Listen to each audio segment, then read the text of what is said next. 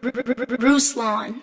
Patreon exclusive. I would say there is good reason to believe that that kind of media does influence people in that direction. A few lyrics here on this song to maybe a little cleavage shown on a TV show, or maybe a little bit another part of human anatomy shown in this TV show and movie, to now full-on pornography. Let me ask you a question here. Let's just take like the issue of modesty, right? And there's people that are gonna be like, yo, attractive women running in track is me looking at her amazing body is gonna lead me astray. Is it the human body that's gonna lead somebody astray, or is it their heart that already led them astray once they started to look at their body in a way that's an object and not as an image bearer? If I was to answer the question, I would have to say, first and foremost, it primarily comes from the heart. At the same time, I don't want to deny the possibility of a woman's or man's immodesty adding more fuel to the fire. If it's our heart that starts the process, then it is possible that we are then taking and looking at things and convoluting things in a way that is just an image bearer of God. Remember, Adam and Eve weren't ashamed when they were naked in the garden. I'm not advocating that everybody walk around naked. That's not what I'm saying. But what I'm saying is there was no shame attached to them being naked. That the human body in and of itself is not sinful. What's sinful is our wicked hearts, right? So if I'm looking at, I don't know, a girl running track, a girl playing tennis, right? I'm looking at, and now I'm making her an object, and I'm diminishing her as an image bearer of God. That's more about my heart, Baptist, than it is about whatever they decided to wear in said sport. You know what I mean? And by the way, there's a whole backlash of women in Europe who've, I think in volleyball, that's huge, where they stopped wearing the short little volleyballs. And it caused a massive uproar of these girls saying, yeah, we're not wearing these little itty bitty shorts no more. These are not Christian women. They just don't want to be sexual. They don't want to feel like they have to wear these really tight shorts. And so I think that's the tricky part about that, man, is like, I've known in my heart when I was in a dark place with that topic, that it didn't have to be anything sexual about it. I could just look at a pretty girl and think foul things because of my wickedness, not because of her doing anything. You know, so I think that's the part where if a woman is an attractive woman and she's out here getting it on the track field, brother, she could be completely covered in a onesie, top to bottom, and some dude is gonna look at that and be like, oh, the curvature of her, right? Like, it's, you know, so like, regardless of what she's wearing, I think that's how, unfortunately, that's how a lot of men are. We've been corrupted by a very hypersexualized pornographic society that then we look at things that are not sexualized in and of themselves. A woman wearing pants, and this came out this year. There's a pastor came out this year saying a woman shouldn't wear pants because it shows off too much of her figure. Like we're talking about pants, right? So I think that's the tricky part, is like, where is that line with that? I hear you in terms of adding to the immodesty, right? Like I hear you, or adding to that, but in a flame standpoint, but I don't know, this is just me giving women the benefit of the doubt. I don't know if most women are putting on apparel to intentionally be immodest and lead brothers astray. I don't think that's most women's heart. I think most women throw on a pair of yoga pants the way I throw on a pair of basketball shorts. And they keep it pushing. Is it her fault for wearing yoga pants, or is it a man's fault for objectifying her with the way we're wearing, with the way we've now made her body an object? Like, I think the extreme of that goes to, well, we want Christian Saudi Arabia with women completely covered with their ninja costume on. You know, and I don't think that's the answer. Like, I don't think that's the solution either. My pushback to that would be this. Yes, we as men, we do hold a lot of responsibility for our own hearts. On the same token, I think we're asking women to at least help us out along the process. I think that's what most men are really asking. Can you be specific on what that means exactly, Baptist? Like, what do you mean by help the process? Maybe just cover up the cleavage, maybe just make the yoga pants maybe a size bigger. So you want the yoga pants baggy. You want to take it back to Wu-Tang Clan, 1996 yoga.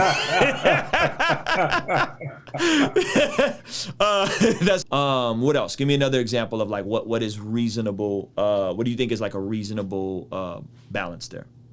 Well, for me personally, I think it's a little bit easier to maybe avoid the temptation of women on the beach would wear at least a one-piece bathing suit that covers just a little, that covers a little more, more like a, one-piece bathing suit, that type deal. Maybe something, small changes like that, I think could go a long way. Let me ask you a question. I'm not saying women have to wear a full surfer, scuba diving gear when they're going out to the beach, but although I did say that a while back, I do understand that it's a little unreasonable. Maybe a one-piece bathing suit that just covers a lot, that type of thing. Do you think most Christian women are walking around with their cleavage out, walking around in hyper tight yoga spandex pants to church and wearing thongs and bikinis at the beach? I would say you're probably more likely to see the third, the last one with Christian women than necessarily thongs at the beach. What's that? Thongs at the beach?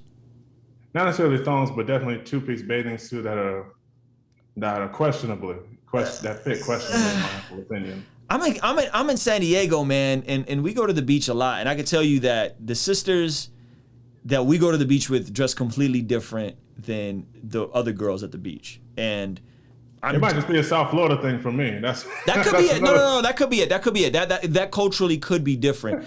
I would say, from my experience, the women who I know, and Baptist, this also helped me. I don't know if anybody else can attest to this, but like, one, having attractive sisters, and by sisters I mean biological sisters, and I also mean sisters in Christ at my church, and women I would almost consider like daughters at my church, like broke this off of me really quick. And this is what I mean: when you have a beautiful sister that's, she's beautiful, but she's also your own DNA, because then you literally have the context of like, treat her like a sister. The women that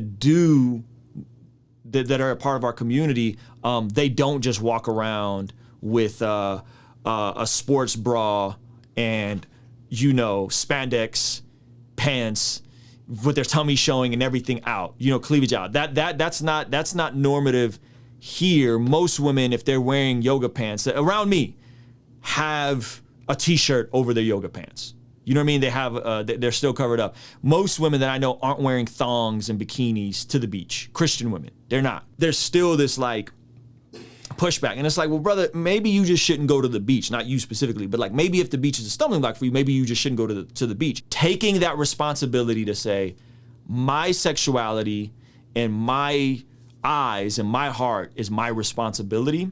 I have to be comfortable as a man and knowing that like, that is just a woman's body. She's an image bearer of God. That is a sister's, that is somebody's mother, that is somebody's mom. I need to not do that so that I don't play myself, and I don't know, I want to hear more of that heart amongst men. I don't hear that enough amongst men. Men turn to shrivel up and be the victim in these situations, right? It's just like, oh my gosh, it's so bad. And then we tell other people not to be the victim, but when it comes to this, we tend to kind of become the victim really. It's just a butt. Like, it's just a butt. Like, it's just a boob.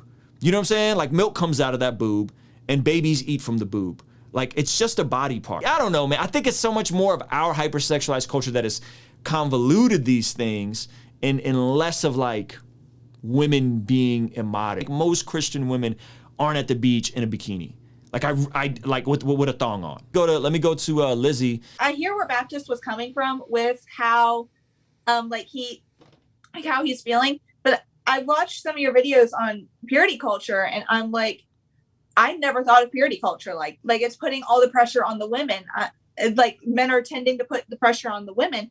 Me as a woman, I'm like, how do I feel about that? So back in March, I got this reminder ring to help me remember, like, hey, you got to keep yourself pure. You've got to keep yourself holy. I feel like it's got to be on both sides if we are going to get past this mindset of putting the blame on just one side. Yep, absolutely. Because even with Adam and Eve, like, we go back to that. Eve was the first one to take of the fruit, but Adam also partook in that fruit. Amen. And that's what led to sin entering the world. Yeah, and let me just I don't mean to interrupt you, Lizzie, but let me just even go deeper on that point. A lot of scholars believe that Adam was conscious and aware of what was happening. Right? Adam knew Eve was the one deceived, but Adam knew exactly what was happening. And I think that is why, in my opinion, again, it's just my opinion, maybe this is sexist of me, maybe this is me being a complementarian. I just think the expectation is higher of men. Like, I'm sorry, guys. Like, man the hell up. Grow a pair. Like, there's beautiful women around.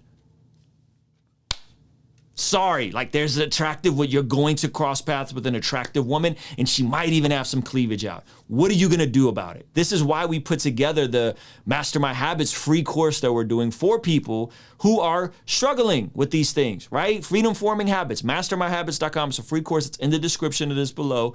And you can sign up. It's free. It's free. Like, it's free. Like, I don't have anything to sell you here. This is free. You can sign up for it. And it takes you to a playlist instantly of everything I made about addiction, my addiction, everything we think is wrong, everything we think about addiction is wrong, the whole bit. And we're putting together an actual course with therapists and professionals to help a lot of folks, not just guys, because clearly women are struggling with this too, to build new habits and get rid of some of those old habits. So that's available for you guys right now. If you go to the description, www.mastermyhabits.com, you could sign up for that. It's free. There's a playlist that comes with it. That's why we're doing this stuff, Lizzie. And so I think you're totally spot on. And I would even go deeper with you there. Like, I would even say, I think the bar is higher for men. I think it's really ironic how often the phrase "don't be a victim" is thrown out in society to almost every topic under the sun except this topic. Right? Like, every topic under the sun, you need to stop being a victim. You need to take off that victim mentality. You need to not be a victim. And then when it comes to this, it's like men become little boys and shrivel up and just act like they're incapable of controlling their eyes, their thoughts, and their penis. We're enabling another generation of men to remain in this cycle, who are then going to have sons, who are then going to remain in this cycle, who are then going to have grandsons, who are going to remain in this cycle, and nothing is going to change if the men aren't empowered to take ownership of this. And this is not popular stuff to say. I mean, even as I'm saying it, I see the numbers drop off on YouTube because there's a bunch of dudes that are they're triggered right now. They're like, how dare you tell me I need to control my eyes and my thoughts and my intention? Well, yes, I'm telling you, you need to man up and do better. Kingstream Entertainment. Ruslan. Patreon exclusive. Hey, thank you so much for making it till the end of this video. Remember to hit that like button and make sure you're subscribed. I wanted to tell you about a free upcoming course I am putting together at mastermyhabits.com. When you sign up right now, you'll be the first to be notified about the course. And in the meantime, you'll immediately get access to a playlist going over my journey on how I went from addiction to freedom forming habits. So make sure to hit that link in the description. I'll see you on the next video.